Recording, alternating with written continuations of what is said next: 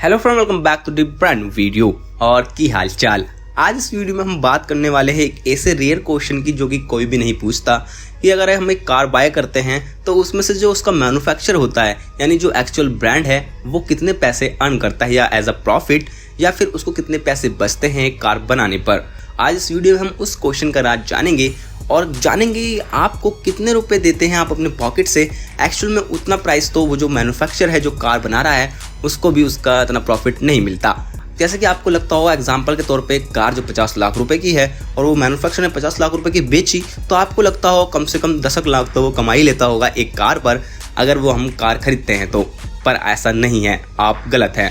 तो जैसे कि आपको पता ही है कि आजकल गाड़ियों का कॉस्ट काफ़ी इंक्रीज हो रहा है डे बाई डे, बल्कि इंडिया में तो व्हीकल के प्राइसेस काफ़ी तेज़ी से बढ़ रहे हैं।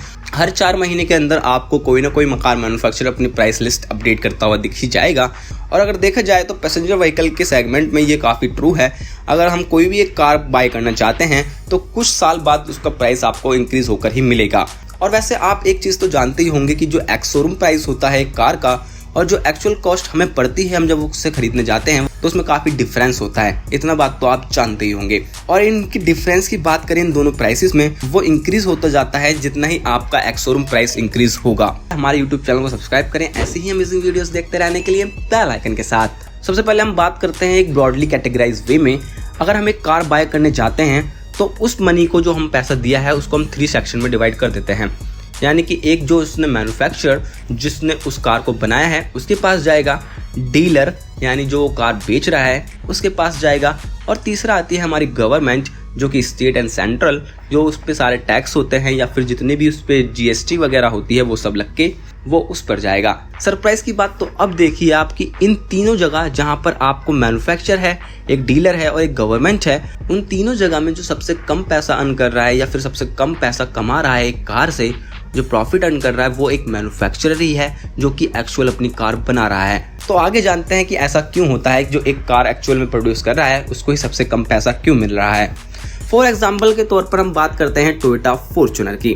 टोयोटा फॉर्च्यूनर एक प्रीमियम एसयूवी है और इंडिया में इसकी टक्कर में अभी कोई कार नहीं है एज यूजुअल, क्योंकि फोर्ड एंडेवर थी वो तो यार चली ही गई, क्या ही बात करें उसकी, दुख सा आ जाता है। चलो बात करते हैं टोयोटा फॉर्च्यूनर की। टोयोटा फॉर्च्यूनर का एक्स शोरूम प्राइस इस वक्त है 39.28 लाख रुपीस, और अगर एक बायर इसको जब खरीदने जाएगा तो उसको बाय करते वक्त 47.35 लाख रुपीस ऑन रोड देने पड़ेंगे अपनी पॉकेट से निकाल कर, जो कि कार एक 39.28 लाख रुपीस की थी। उसके बाद वो बढ़कर हो गए 47,35,000 रुपये।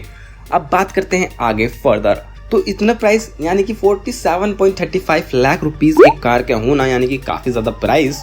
और अगर इसकी बात करें तो आप तो इमेजिन कर रहे होंगे कि टोयोटा अपनी एक कार बेचने के बाद यानी एक फॉर्च्यूनर बेचने के बाद तो काफ़ी मोटा सा अमाउंट अर्न कर लेती होगी। पैसा ही पैसा होगा। कम से कम 10-15 लाख तो उसके हो ही जाते होंगे एज अ प्रॉफिट, लेकिन ऐसा बिल्कुल नहीं है। कंपनी जो अर्न करती है सिर्फ 35 से 40 हज़ार रुपये ही अर्न करती है एक फॉर्च्यूनर बेचने पर। हाँ जी, आपने सही सुना। एक फॉर्च्यूनर अगर टोयोटा बना रही है उसके बाद वो जब बिक गई यानी सेल हो गई, उसके बाद सिर्फ वो 35 से 40 हज़ार रुपये ही अर्न कर पाते हैं। अब बात आती है दूसरी तरफ, डीलरशिप और गवर्नमेंट। हाँ जी, जो पैसा हमने बताया स्टार्टिंग में कि डीलरशिप और गवर्नमेंट और मैन्युफैक्चर में डिवाइडेड होता है, तो अब एक डीलरशिप जो है कमीशन बेस पर काम करता है। यानी एक डीलरशिप ने एक कार बेची, उसमें से उसको एक्स शोरूम की वैल्यू का 2.5 से लेके 5% तक मिल जाता है एज अ कमीशन। तो अगर फॉर्च्यूनर का केस की बात करें तो टोयोटा डीलर ने एक कार बेची यानी एक फॉर्च्यूनर बेची जिसमें वो अप्रॉक्सीमेटली 1 लाख रुपये बचा ही लेगा एक फॉर्च्यूनर बेचने पर। और ये फिगर्स है जो कमीशन की वो कंपनी टू कंपनी और OEM पर डिफर करती है कि कितना कमीशन एक डीलरशिप को मिल रहा है।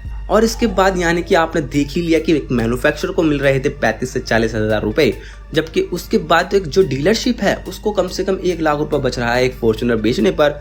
अब थर्ड वन बात आती है जो सबसे ज़्यादा पैसा कमाती है वो है गवर्नमेंट, चाहे वो स्टेट हो या फिर सेंट्रल, क्योंकि इसमें बहुत सारे टैक्सेस लगते हैं इनके कंपोनेंट पर। तो जब ये कार मैन्युफैक्चर हो रही होती है एक मैन्युफैक्चरिंग प्लांट में, तभी अप्रॉक्सीमेटली 13 लाख रुपए एक फॉर्च्यूनर में से देने पड़ते हैं गवर्नमेंट को, वो भी इसकी एक्स शोरूम प्राइस पर। हाँ जी, ना कि ऑन रोड। तो ऑन रोड की बात तो अभी हम आगे करेंगे। तो जो ये पैसा है 13 लाख रुपए गवर्नमेंट को देना, वो उसके कंपोनेंट जो यूज़ हो रहे हैं उन पर लगता है। जैसे कि जीएसटी ही एक 28% लगता है और जीएसटी कंपनसेशन सेस जो कि 22% लगता है। और इन दोनों अमाउंट को टोटल करें तो 13 लाख रुपीज़ होता है, जो कि एक डी सेगमेंट की एसयूवी के लिए है।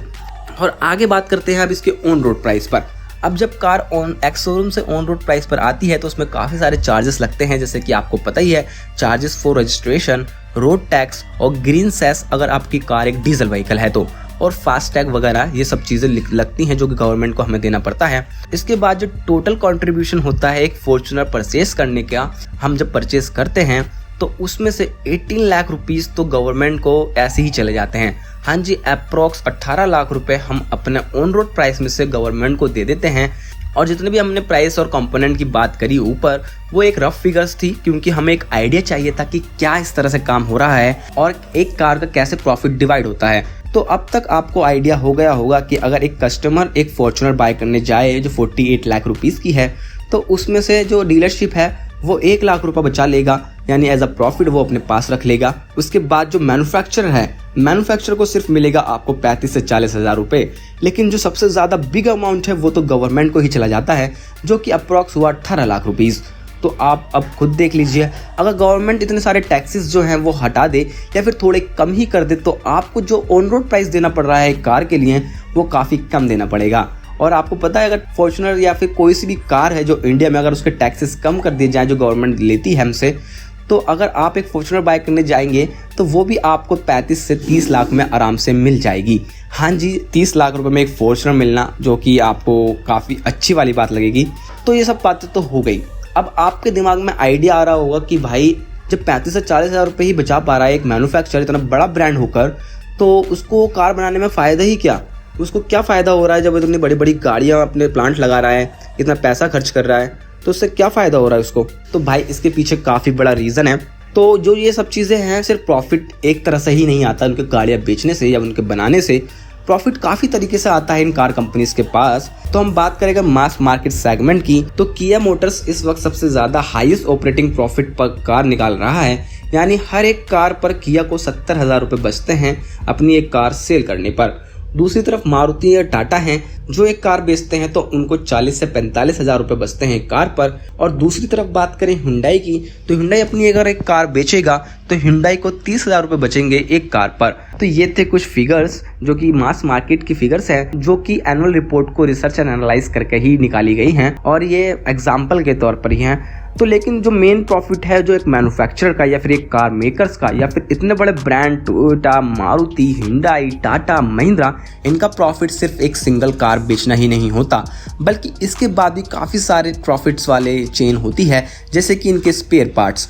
अगर इनके स्पेयर पार्ट्स बिकेंगे तो वो भी as a profit hit count होंगे। आफ्टर सेल सर्विस वो भी इनके प्रॉफिट है। तो ऐसे काफ़ी सारे बिजनेस होते हैं कार में या फिर एक ऑटोमोबाइल इंडस्ट्री के अंदर, वो आगे हम फर्दर कभी बात करेंगे। तो आज की वीडियो में इतना ही। सबसे कम जो प्रॉफिट हो रहा है वो हो रहा है हमारे मैन्युफैक्चरर को जो एक कार बना रहा है, उसके बाद मज़े आते हैं डीलरशिप के, और फिर गवर्नमेंट तो टैक्स लगाकर कमा ही रही है मोटा हमसे। तो दुआ करते हैं हम हमारे कार्स पर तो कम से कम हो जाएं, जो कि मैं चाहता हूं कि छोटे जो स्मॉल सेगमेंट की कार्स हैं, जो एंट्री लेवल की हैचबैक हो गए या फिर एंट्री लेवल की कार्स हो गई, उन पर तो कम से कम वो प्राइस जो है रोड टैक्स वगैरह या फिर जो भी गवर्नमेंट टैक्स है कंपोनेंट्स पर, वो थोड़ा कम कर दिया जाए, जिससे एक आम आदमी अपनी खुद की कार ले पाए। तो आज की वीडियो आपको शायद पसंद आई होगी, तो वीडियो को लाइक करें और शेयर करें अपने फ्रेंड्स में, और ऐसी ही अमेजिंग वीडियोस देखते रहने के लिए हमारे यूट्यूब चैनल को सब्सक्राइब करें बेल आइकन के साथ। Thanks for watching.